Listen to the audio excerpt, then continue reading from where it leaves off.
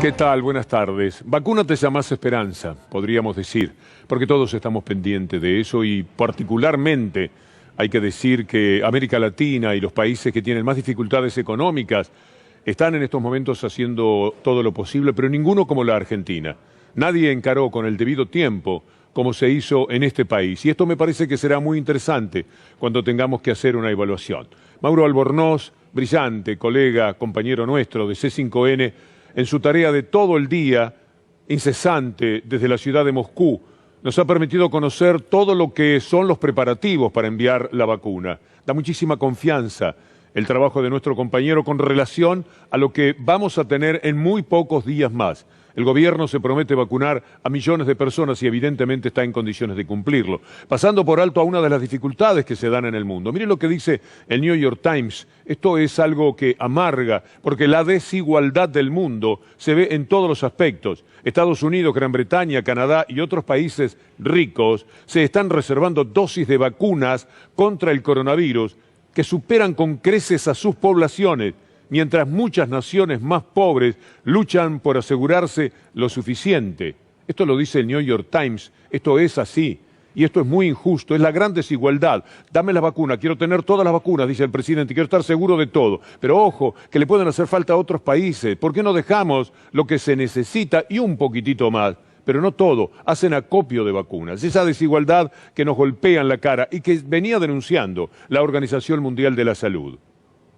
We simply cannot accept a world in which the poor and marginalized are trampled by the rich and powerful in the stampede for vaccines.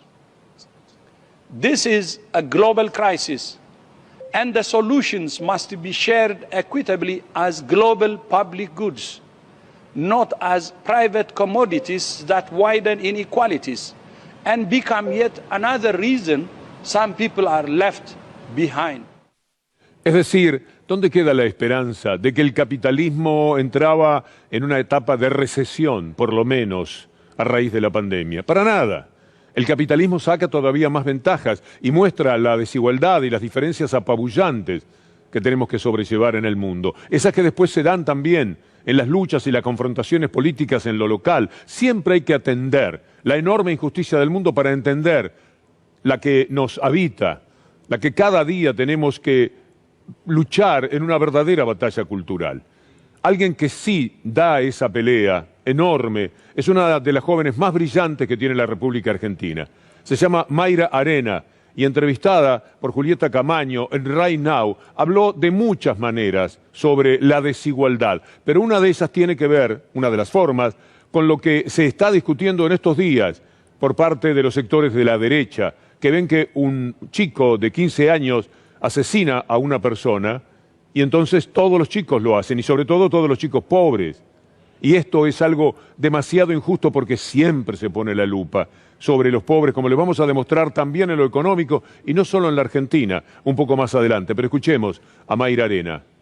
Pero el descaro de estos fracasados que gobernaron 4 años empeorando absolutamente todos los números y todas las ingenierías que habían, sean buenas, sean mediocres, sean pocas o sean muchas, es impresionante la caradurez que tienen para opinar como si nunca hubieran gestionado. En segundo lugar, hay algo que a mí nunca me va a dejar de llamar la atención. Primero, como te dije, yo no romantizo ni soy dulce con ningún tipo de criminal.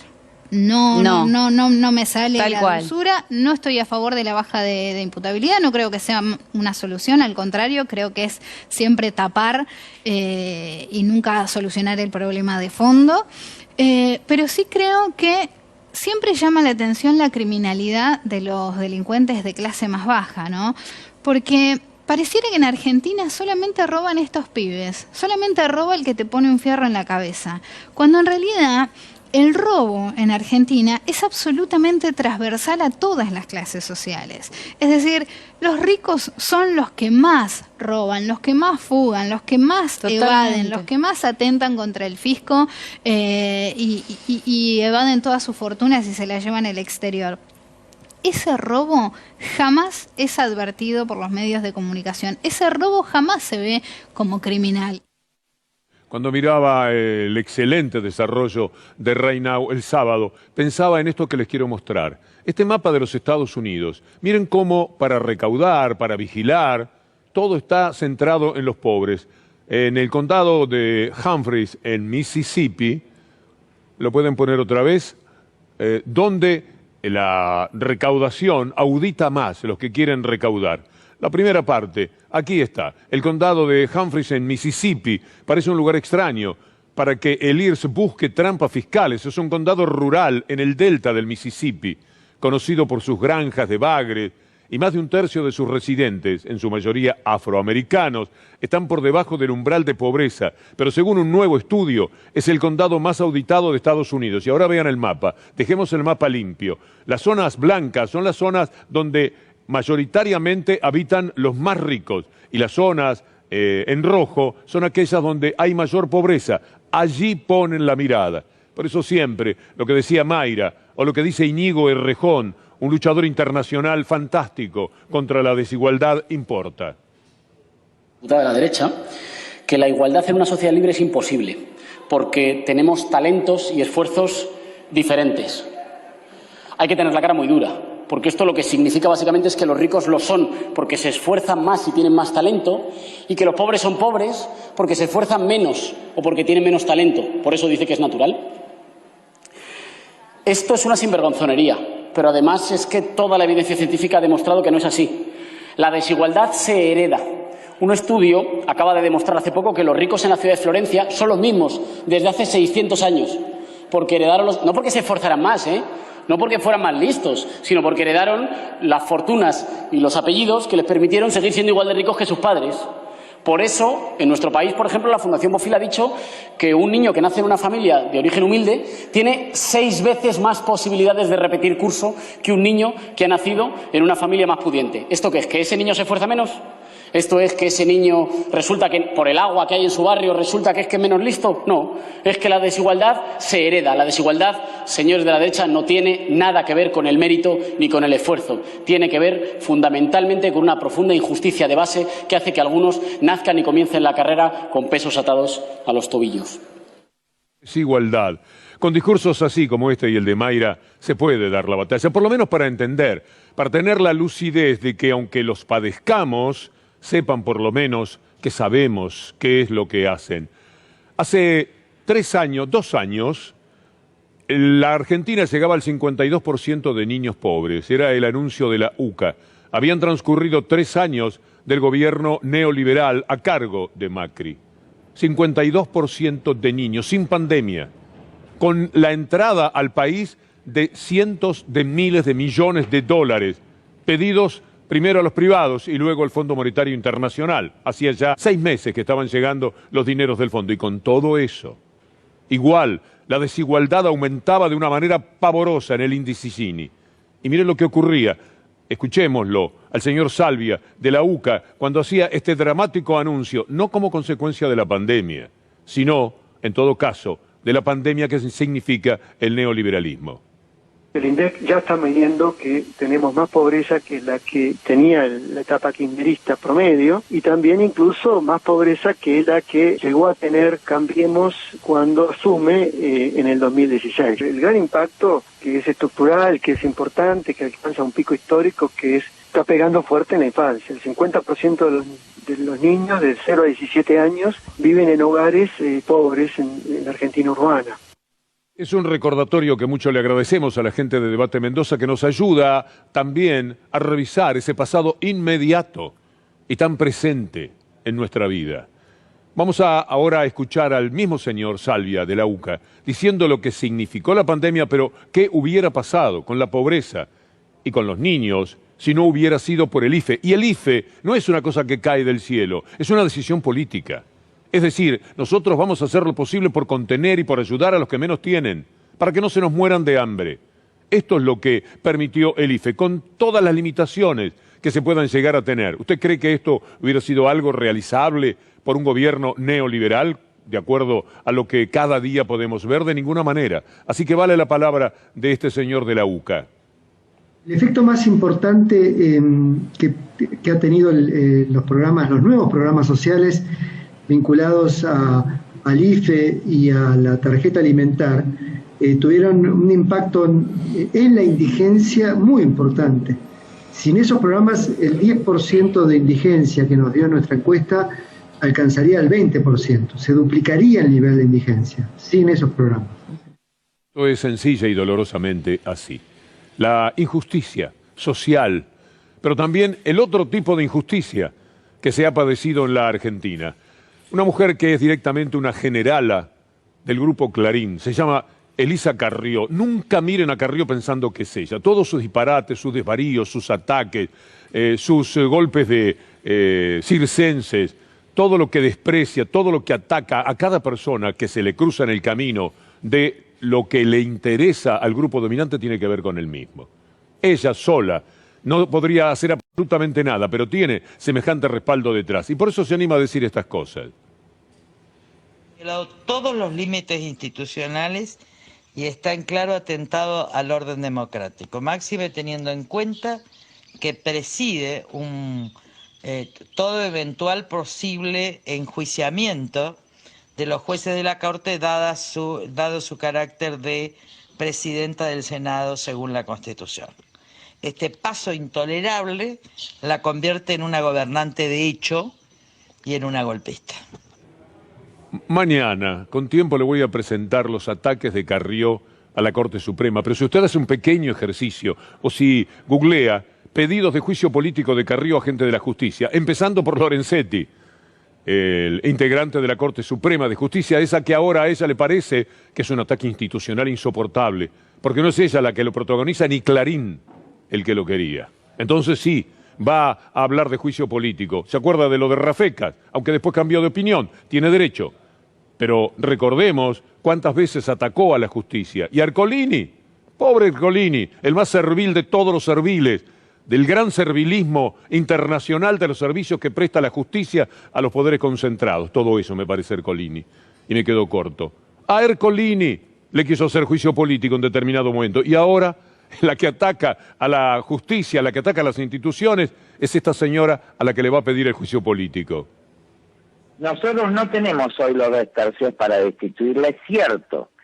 Pero también es cierto, y esto lo tiene que saber la población, que la vicepresidenta está cometiendo delitos institucionales. Y también es cierto que la señora vicepresidenta de la Nación no tiene fueros. La vicepresidenta de la Nación, aunque presida el Senado, no tiene exención de arresto. ¿Pero qué dice? ¿Que Cristina tiene miedo?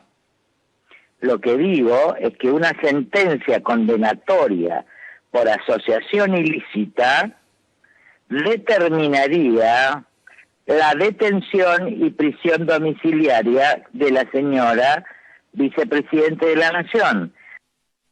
Mira, en el caso de Carrió es obvio que reincide en lo que todos conocemos en ella, que es el doble discurso y lo que es peor, la doble moral. Efectivamente, a primera vista, pareciera insólito que Carrió se agravie porque Cristina criticó a la Corte cuando ella ha sido la que más promovió el descrédito de Lorenzetti, sino que además Carrió ha presentado hace ya tiempo un juicio político contra Lorenzetti. Lo que sucede es muy sencillo. Frente a estas críticas que ha hecho Cristina Kirchner y frente a la evidencia de que la Corte y particularmente Lorenzetti tuvieron un papel fundamental en la persecución política y en la construcción del armado judicial que formó parte de ese engranaje de persecución política, Carrió automáticamente se pone al lado de Lorenzetti y de la Corte porque ella también formó parte de ese entramado de persecución política y de espionaje ilegal. ¿Qué reproche le puede caber a lo que acabamos de escuchar de Leopoldo Moró? Hay que decir que la Corte sí es objetable de todo punto de vista, en lo moral ni hablemos, en lo ético, pero también en su integración. Me da mucha pena que los juristas que le entregaron un proyecto al presidente Alberto Fernández han pensado, mayoritariamente creo que 9-1, que no es necesario aumentar el número de integrantes de la Corte Suprema de Justicia. Miles de casos, cualquier corte, mire una corte decente, no esto que tenemos, igual tendría que aumentar, porque la problemática es completamente distinta. En los Estados Unidos no me sorprendería que Biden quiera aumentar a 13 porque ya lo anunció la Corte Suprema. No dan abasto. ¿Cómo pueden tratar todos los temas? ¿Saben de todo? Claro, si cuanto hacen es rechazar la responsabilidad que tienen, como cuando se presentó en queja Amado Vudú y simplemente tiraron un sobre la mesa o lo mandaron a la papelera, así lo pueden hacer. Pero desde el punto de vista humano, no habría corte que esté en condiciones de llevar a cabo su trabajo. Me quedé muy decepcionado, con toda franqueza, de ese pronunciamiento de los destacados juristas que así pensaron. Yo no sé cuál es el camino que recorren. Habrán pensado que es muy engorroso, que van a tener mucha contra, que será difícil, que desde el punto de vista institucional, bueno, pero si pensamos de esa manera, nada se puede hacer. Siempre hay que intentarlo. El posibilismo es una cosa, como dice Jorge Alemán, que tenemos que entender para este tiempo. Pero cuidado, posibilismo para un determinado momento, para un instante que se dé, para poder retroceder y avanzar luego, para tomar impulso. Bueno, ahí está la Corte Suprema en la consideración del doctor Zaffaroni. Tenemos una institucionalización del Poder Judicial que es demencial. No la tiene ningún otro país. Una concentración de poder en 3 personas que no existe en el continente. La Corte Suprema nuestra es la más chica de todo el continente. La Corte uruguaya no tiene el poder que tiene la nuestra. Acá en 3 personas se deposita un poder omnímodo. Puede declarar inconstitucional una ley votada por amplia mayoría, puede parar un gobierno votado por la mayoría, republicanamente. Eso es inaudito. Vi que hay un señor que la critica a Cristina porque dice que pretende la concentración de poder, etcétera. Y eso no es concentración de poder. Vaya si lo es. Y esa concentración de poder ha determinado un comportamiento del resto de la justicia. Todo empieza de la deleznable justicia que ha sobrellevado la Argentina en estos años en la Corte Suprema de Justicia, que es la ejecutora de los designios fundamentales de lo que llamamos el establishment, fundamentalmente mediático. Y eso determina que haya cualquier fiscal y cualquier cámara que juegue dentro de lo posible, como la Cámara de Mar del Plata. No quiero ser injusto porque sí, aceptaron ciertos procesamientos de Stornelli, pero le quitaron otros. Y a Santoro, el espía periodista del diario Clarín, no es que directamente lo liberaron porque dicen que hay que profundizar la investigación, no confundir, pero por ahí pusieron el San Benito de la libertad de expresión. ¿Qué tiene que ver? La libertad de expresión para mí me salvaría de algún delito que cometo, estaría bien eso, somos distintos. Los periodistas están metidos en un mundo de espías, de extorsionadores y no tiene nada que ver. Estaba buscando información el señor. Bueno, esto es lo que dijo la Cámara de Mar del Plata, pero allí hay un personaje que todo el tiempo ha luchado contra Ramos Padilla, al cual por supuesto Carrió y compañía han querido defenestrar de la manera que sea. Ese fiscal se llama Petillani y de él habló anoche en un gran programa de Gustavo Silvestre, el doctor Ubeira. El fiscal de Cámara, el doctor Petillani, evidentemente quedó fuera de combate en función de, habiendo una no apelación de primera instancia, se sumó a los argumentos de la defensa. Y ahora, bueno, la Cámara le ha pegado un mamporro grande diciéndole que prácticamente 2 de los hechos fundamentales son como son y no son como él los pretendía. Lo cual hace que la presentación que yo hice en la bicameral con respecto a Petillani ahora tome nuevo impulso. La segunda cuestión... ¿El pedido de juicio político? El pedido de juicio político. ¿Quién es Petillani? Hay cosas que pueden darnos una idea. A veces el fijarse demasiado en el pasado de las personas, quitándoles el derecho a modificar los criterios que entiendan equivocados, puede ser injusto. Pero cuando siguen pensando y comportándose de la misma manera y siguen sirviendo a determinado tipo de establishment, a mí me parece que en esa continuidad hay objeciones. Una película que se llama El Credo, de Alain Sassiain, trata sobre unos nazis que cometieron todo tipo de agresiones y desmanes en la ciudad de Mar del Plata. Fueron al juicio. Era evidente todo lo que habían hecho, las golpizas, todo lo que se habían llevado por delante del derecho de los demás. Allí estaba Petillani defendiéndolo y había un juez que, por suerte, un presidente del tribunal oral de un tribunal que estaba diciendo todo lo contrario de Petillani. Para que ustedes entiendan a veces con qué personajes nos movemos en el mundo de la justicia. Considero que no se pudo demostrar la existencia de ese grupo organizado integrado por todos los imputados, ni que su accionar fuera continuado y planeado en el tiempo. la postura del fiscal no acompañó en nada. Hizo un rol más parecido al de un abogado defensor que al de un fiscal. Un fiscal que no ha acusado, lamentablemente no es solo en este caso, es un fiscal que no acusa. Debe tenerse presente, señor presidente, que la ideología no se castiga, no está incluida en un tipo penal. ¿Cuáles fueron los hechos planeados, señor presidente? Entiendo que ninguno. Los acusados profesan una ideología totalitaria, racista y violenta.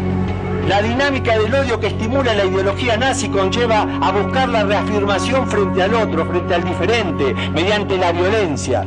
Por lo expuesto, el tribunal resuelve por unanimidad condenar a Alexander Levchenko por tomar parte en una agrupación destinada a imponer sus ideas y combatir las ajenas por la fuerza o el temor, en concurso ideal con el delito de pertenecer a... Ahí teníamos a Petillani, el fiscal, y al doctor Falcone, el presidente del tribunal. La distancia que había es enorme. Bueno, Petillani sigue jugando de la misma forma. Entiende la vida de una manera. Contra todo esto hay que jugar. Tiene que hacerlo Ramos Padilla, tiene que hacerlo La Verdad de la Justicia y quizás hasta la propia Cámara de Mar del Plata, que, inducida por semejante fiscal, quizás ha tomado este tipo de decisiones que comentábamos recién. Permítanme el alivio de hablar de Diego, aunque Diego nos duele todavía, Diego nos alivia el alma muchas veces por todo lo que podemos recoger de él. Y además, insisto, como una manera de salir al cruce a tanta cosa feíta que pasan de Diego, como si no hubieran sabido que estaba mal Diego. Entonces, en esa búsqueda de lo peor, nosotros seguimos refugiándonos en lo mejor, de alguien que fue maravilloso para la Argentina, para la gente, para las luchas, para los pobres, para los jugadores de fútbol, para la pelea contra los poderes. Todo eso fue Diego. Así que vamos a ver lo que está ocurriendo en el mundo de los tatuajes. Este es el que le debíamos de ayer. A ver si podemos aproximarnos lo más posible. Miren lo que es ese tatuaje. Ahí está el relato del gol de Diego que alguien con una caligrafía impresionante se tatuó en la espalda. Dicho lo cual, porque se lo debíamos de ayer, miren lo que es eso, ¿no? Con los puntos suspensivos, con todo. Palabra por palabra, en la espalda, esta persona tiene el gol de Diego y la firma como firma Diego. Miren lo que es eso. Eso es un acto de amor inconmensurable. Diego alguna vez le habló a un jugador de fútbol que juega en el Hertha Berlín de una manera especial, porque ese jugador se había tatuado a Diego. Hola, Santiaguito. Santiagote. Te agradezco enormemente el tatuaje que tenés en la pierna y que lo lleves con orgullo, porque la pelota no se mancha y la camiseta nosotros la llevamos tatuada. Un abrazo grande, hermano, y toda la suerte del mundo. Santiago Ascasíbar se llama este jugador que se hizo el tatuaje que motivaba esas palabras de Diego. Muchos se quieren hacer tatuaje, pero cuando digo muchos, está bien la palabra. Hay tatuadores que no tienen hasta febrero o marzo lugar donde ponerlos. Hoy hablamos con uno de ellos que ya hizo como 10 tatuajes sobre Diego Armando Maradona. Se llama Hugo Pérez, es de Wilde. Brevemente lo que nos decía. El día que murió Diego, se comunicó conmigo un chico que trabaja de youtuber. Le dice gracias a la pelota y la firma de Diego. Aparecen constantemente tatuadores, sobre todo italianos, haciendo retratos de Diego, y que parece el de Che Guevara, que es el de Diego, que es un clásico en los dibujos. O a Diego corriendo, el 10 de espalda, que también se está usando mucho ahora en publicidades o en carteles que están por la ciudad. Pasan cosas así. Y el mundo, hemos escuchado personajes internacionales, de lugares que acaso uno no piensa, allí Maradona tiene tanta gravitación. Mire el célebre actor George Clooney, nosotros le pusimos que él le pone pinta al amor por Diego. Ahí está, no podía creerlo, conociste a Maradona, escúchelo. Maradona? I never met him, but I was a gigantic fan of his because he just, listen, he had issues later in life, But boy, he just attacked life. He attacked it on the football field. He attacked it in every other way as well, and I just adored him. You know, I was surprised to hear, because he's still very young. I was very surprised and saddened to hear about that. Lo queremos más que nunca, a George Clooney, siempre queriendo uno parecerse un ratito, 5 minutos a él, y se aparece con esta demostración de afecto por Maradona, lo queremos todavía mucho más. Quererlo a Diego, admirarlo a Diego, ¿dónde puede suceder? En los barrios, en los lugares populares, en las grandes ciudades, en los estadios, pero en Oxford. En Oxford también. Son muchas las presiones, pero creo que es ahí donde tiene que entrar el jugador de fútbol a tallar. Si nosotros dejamos que entren los intereses y los negocios y matamos el espectáculo, entonces la culpa la vamos a tener nosotros los jugadores. Entonces nosotros tenemos que defender al hombre que paga su entrada, no dejando que estos intereses y estos negocios que hacen los dirigentes. Por eso quiero que de una vez por todas los jugadores de fútbol tengan voz de mando, para hacer todo con mucha más claridad y que gane el espectáculo y que no se hagan ricos otros. ¿Cómo estaba, no? Ardiles, gran caballero, era su traductor. Por eso tiene algunos cortes lo que iba diciendo, porque lo que Ardiles le explicaba en inglés a todos los seguidores, miles que había ese día, es que se puso a jugar con una pelotita, ¿se acuerda? Bueno, es memorable también ese episodio. Y vale la pena saltar de Oxford, con todo su glamour académico, a Esquina. Esquina es el pueblo donde nacieron sus padres, donde vivieron Diego y doña Tota. Pero la tranquilidad que tengo en la esquina, de poder divertirme, teniendo a gente que me quiere mucho, no lo cambio por nada del mundo. Y fue después del Mundial, del Mundial del 86. Él podría haberle hecho publicidad al Principado de Mónaco. Pero allí estaba, en Esquina, pescando con sus padres y haciendo una publicidad que él sabía que iba a tener gravitación. ¿Cuántos habrán ido hasta Esquina para preguntar dónde estaba la casa que vivían los padres de Maradona, para pescar, para darse un gusto, para vivir esa felicidad que trasuntaba Diego? Y que tendrán también hasta los que comen una simple pizza en Nápoles. Miren las cosas que ocurren con Diego. Diego en una pizza. La cara de Diego de esta manera.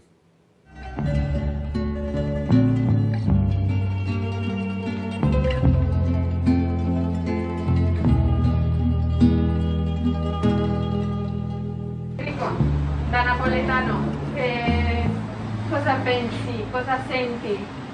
Allora, oggi è un giorno, in verità già da ieri, un giorno tristissimo, perché per me ancora di più, perché io questa pizza l'ho fatta quando Maradona era in vita, quando Maradona era Diego, quando Maradona per noi era un idolo, e adesso è stata rifatta con uno stato d'animo diverso, quindi per me resterà sempre un ricordo indelebile, ma del vero Diego. Queste giornate le dobbiamo soltanto dimenticare al più presto, anche se è difficile.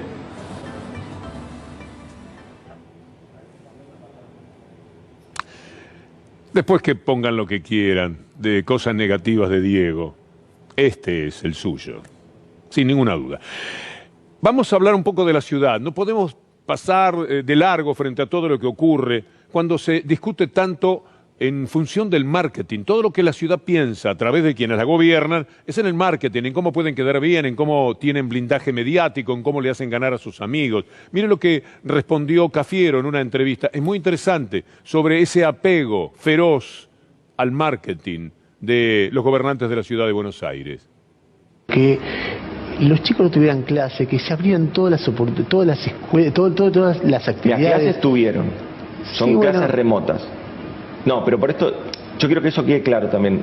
¿Sabes lo que pasa? Que si no, todo el trabajo y toda la tarea que los docentes le imprimieron para poder estar a la altura de las circunstancias, queda como en la nada. Parece que fue un año sabático y eso no pasó. Los primeros 3 o 4 meses uno puede entender cierta perplejidad. Después hay una carencia de ideas absoluta. Digo, es muy difícil. De parte del gobierno de la ciudad también. Porque el gobierno de la ciudad tampoco reactivó sus escuelas. Sí, pero en un momento empezó a pedirlo y ustedes no se lo daban. No, eso no es real. Nosotros se lo dimos y lo que hicieron fue poner en un patio 4 pupitres y sacar una foto para que salgan en la tapa de los diarios y decir que en la ciudad de Buenos Aires habían vuelto a las clases. Y después fue una farsa, como tantas cosas de cartón que hace la ciudad de Buenos Aires y el gobierno de Larreta. Eso es así. Tratando de presionar sobre una agenda pública, sobre las familias que están angustiadas porque no pueden mandar a sus hijos al colegio. Al ver esto pensé en lo que ayer compartíamos con ustedes, muy rapidito. Mire el título de Clarín, Educación en Pandemia. Arrancaron las escuelas burbuja en la ciudad. Así vivieron los alumnos la vuelta a clases tras 7 meses de suspensión. Y hablan allí de la expectativa, la ganas de estar con los compañeros, etcétera. ¿Cuál fue la realidad? ¿Por qué Cafiero dice que fue marketing, que fue una farsa? Se lo dice con todas las letras a quienes corresponda.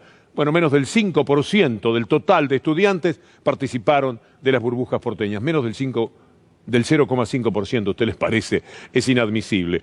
Y de la ciudad hablando, lo que nos sigue preocupando es el tema del robo de Costa Salguero. Le están sacando un pedazo enorme a la ciudad de Buenos Aires. Las audiencias públicas suman voces a favor de un parque público. Quiero mostrarle algo, porque hay generaciones que no saben esto, que en fotografías quiero compartir con ustedes. Miren lo que fue el río en un tiempo. Mire lo que se vivía en esa zona de la ciudad de Buenos Aires.